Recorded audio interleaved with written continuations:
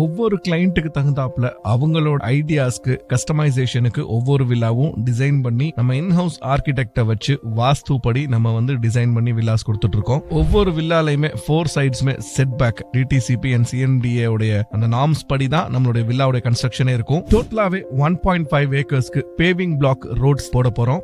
Rain water ஹார்வெஸ்டிங்கும் இருக்கு. Bioseptic tank அறிமுகப்படுத்துறோம். பயோவேஸ்ட் பொறுத்த வரைக்கும் நம்ம ஒரு லாரி எடுத்து அதை வந்து டிஸ்போஸ் பண்ணணும் அப்படிங்கிற அவசியமே கிடையாது. உள்ளேயே ப்ரீ டை சர்க்குலேட் ஆயிட்டே இருக்கும். அந்த அளவுக்கு பயோ வேஸ்ட் சிஸ்டத்தை கொண்டு வர போறோம். 30% ஓபன் விண்டோஸ் கொடுத்துருவோம். அதே மாதிரி ஏர் அண்ட் வென்டிலேஷன் பேஸ் பண்ணி தான் நம்மளுடைய கன்ஸ்ட்ரக்ஷனே இருக்கும். அண்ட் ஸ்ட்ரக்சரை பொறுத்த வரைக்கும் ஒவ்வொரு ஃப்ளோருமே 11 ஃபீட் இருக்குங்க. நம்மளுடைய வில்லா பார்க்கும்போது ஒரு அபார்ட்மெண்ட் ஹைட்டுக்கு இருக்குங்க. G+4 என்ன ஹைட்ல இருக்கோ அந்த ஹைட்ல நம்மளுடைய வில்லாவுடைய கன்ஸ்ட்ரக்ஷனே இருக்கும்னா பாருங்களேன். ஃபுல்லி ஃபர்னிஷ்ட் வில்லா தான் பண்ணிட்டு இருக்கோம். AC, cot, fan, light, modular kitchen with branded chimney, wood works, அதுலயும் குறிப்பா ஸ்லைடிங் டோர் வச்ச வுட் ஒர்க்ஸ், வார்ட்ரோப்ஸ் இருக்கும். வார்ட்ரோப்ஸ் எல்லாமே ஸ்லைடிங் டோரோட இருக்கும். ஃப்ளூட் பேனல் ஒர்க் டிவி யூனிட்டுக்குலாம் நம்ம பயன்படுத்துறோம். பொதுவா எல்லாரும் 7 ஃபீட் டோர்ஸ் கொடுப்பாங்க. நம்ம இம்போர்ட் பண்ணி 8 ஃபீட் டோர் கொடுக்குறோம் 10 இயர்ஸ் வாரண்டியோட.